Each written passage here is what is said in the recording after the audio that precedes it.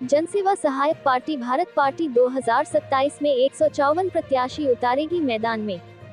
जनसेवा सहायक पार्टी भारत ने अपराध, चिकित्सा व्यवस्था और महंगाई पर उठाया सवाल।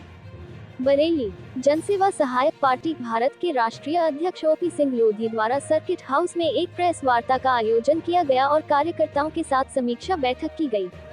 ओपी सिंह लोधी ने कहा कि प्रदेश की बिगड़ती कानून व्यवस्था, चिकित्सा व्यवस्था, महंगाई और बेरोजगारी को लेकर सरकार पर गंभीर आरोप लगाए हैं।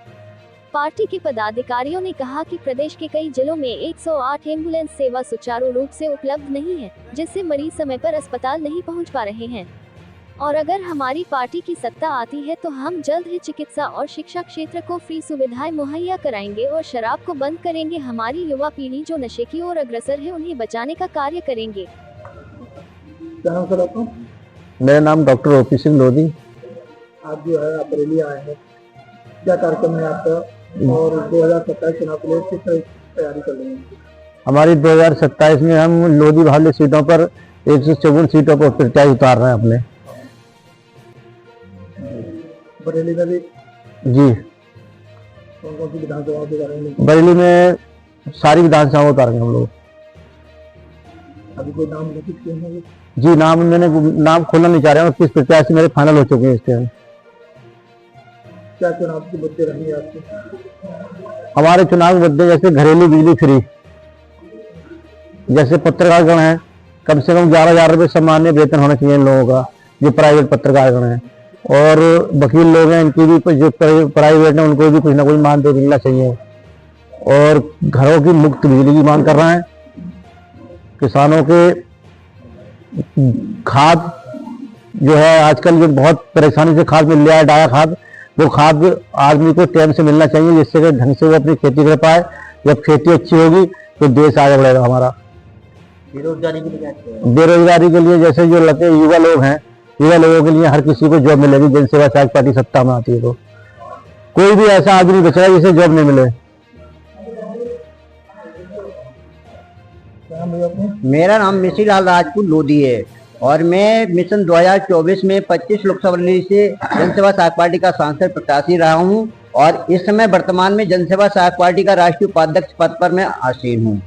और मेरी मांग है कि पूरे भारत में जो शिक्षा प्रणाली की गुणवत्ता है वो 0 नगण्य है, क्योंकि गरीबों को शिक्षा नहीं मिल पाएगी। मेडिकल से वो शिक्षा, बहुत कॉलेजों में फीस मनमानी हो गई है, इस पर सरकार का कोई अंकुश नहीं है। यदि जनसेवा सहायक पार्टी जनता सत्ता में लाती है तो मेरी जनसेवा सहायक पार्टी की ओर से शिक्षा पूरी गरीबों को मुफ्त होगी, मेडिकल शिक्षा मुफ्त होगी। और सबसे बड़ा अंकुश, मेरी जनसेवा सहायक पार्टी की सत्ता में आती है तो मैं नशा पर अंकुश लगवाऊंगा, शराब का कारोबार बंद करूंगा। क्योंकि आज जो नौजवान युवा शराब पीकर नशे में धुत हैं और घरेलू परिवार कंगाली के कगार पर हैं।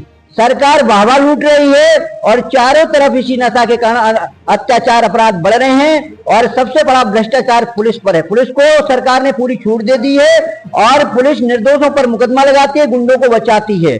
नेताओं की आड़ में गुंडे इस समय मालामाल हैं, वाहवा लूट रहे हैं और गरीब लोग जेल जा रहे हैं। तो सबसे बड़ा प्रतिबंध पुलिस पर यदि जनसेवा सहायक पार्टी सत्ता में आती है तो कोई गरीब पर, निर्दोष पर मुकदमा नहीं लगेगा और गुंडे जेल जाएंगे, चाहे वो पुलिस प्रशासनिक अधिकारी हो या राजस्व विभाग का अधिकारी हो। जनता का नहीं बात सुनता है, जनता के साथ अन्याय करता है तो वो अधिकारी भी जेल की सलाखों के पीछे होगा। ये जनसेवा सहायक पार्टी के राष्ट्रीय उपाध्यक्ष का वादा है और मैं आग्रह करूंगा जनता से, उत्तर प्रदेश की व भारत की, यदि जनसेवा सहायक पार्टी की सरकार बनाने में सहयोग देती है तो गरीबों को जो कर्जा बढ़ चुका है और सरकार बड़ा बोझ बन गया है तो सबसे पहले गरीब किसानों का कर्जा माफ होगा और उन्हें आत्मदान नहीं करनी पड़ेगी। ये जनसेवा सहायक पार्टी का वादा है। मैं चाहता हूं, उत्तर प्रदेश में चारों तरफ घोर भ्रष्टाचार है, कोई भी प्रशासनिक अधिकारी जनता को बिल्कुल न्याय देने में असमर्थ है, क्योंकि उसके पास पैसा नहीं है। बगैर पैसा के कोई भी अधिकारी ना तो न्यायालय में सुनता है और ना नीचे सुनता है। तो गरीब के लिए चिकित्सा भी बहुत महंगी हो गई है। 500 से लेकर 800 रुपए सरकारी डॉक्टर की फीस है।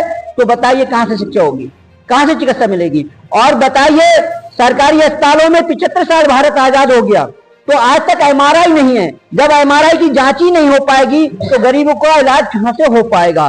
तो हम सरकारी अस्पताल पर चिकित्सा पर निर्भर हैं, वहां पर भी गरीबों को चिकित्सा उपलब्ध नहीं हो रही, चक्कर काटने पड़ते हैं। वहां पर भी मंत्रियों के लोग, नेताओं के लोगों की लेटर सुने जाते हैं, गरीबों को भगा दिया जाता है, कहते हैं यहाँ की उपचार नहीं है, किसी प्राइवेट अस्पताल में आप उपचार कराइए।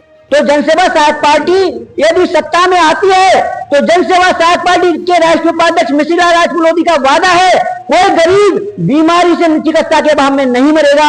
ये जनसेवा सहायक पार्टी वादा करती है।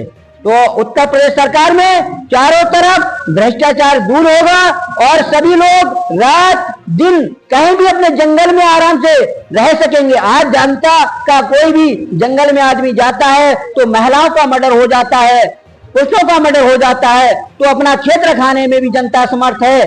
तो बताइए, सरकार में चारों तरफ अपराध के ग्राफ बढ़ रहे हैं और सरकार को हम कुछ नहीं लगा पा रही है। इसका खुद राष्ट्रीय उपाध्यक्ष मिश्रीलाल राजपूत लोधी भुक्त भोगी हैं, क्योंकि मैं 2024 में लोकसभा से हटाने के लिए मेरे मीरगंज विधानसभा 119 में, 25 लोकसभा बरेली में 13 महिलाओं के मर्डर कराए गए थे मुझे लोकसभा से हटाने के लिए और निर्दोष लोगों को जेल भेजा गया। मैं कहता हूं, सरकार से मांग करता हूं, यदि सरकार ईमानदार है तो निर्दोष लोगों के नाले में से मुकदमा वापस ले और जो वास्तविक दोषी है उन पर कार्रवाई करे।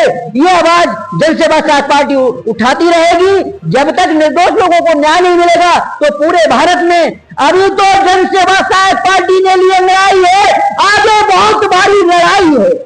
अभी तो जनसेवा सहायक पार्टी ने लिए लड़ाई है, आगे बहुत लड़ाई है। यदि सरकार ने हमारी बात नहीं सुनी तो जनसेवा सहायक पार्टी पूरे भारत में, हर जिले में, हर प्रदेश में जेल भरो आंदोलन चलाएगी और सरकार को मजबूर कर देगी। कोई भी निर्दोष व्यक्ति जेल नहीं जाएगा और पुलिस निर्दोष लोगों पर कार्रवाई नहीं करेगी, बंद कर देगी कार्रवाई करना। यही मेरा धन्यवाद।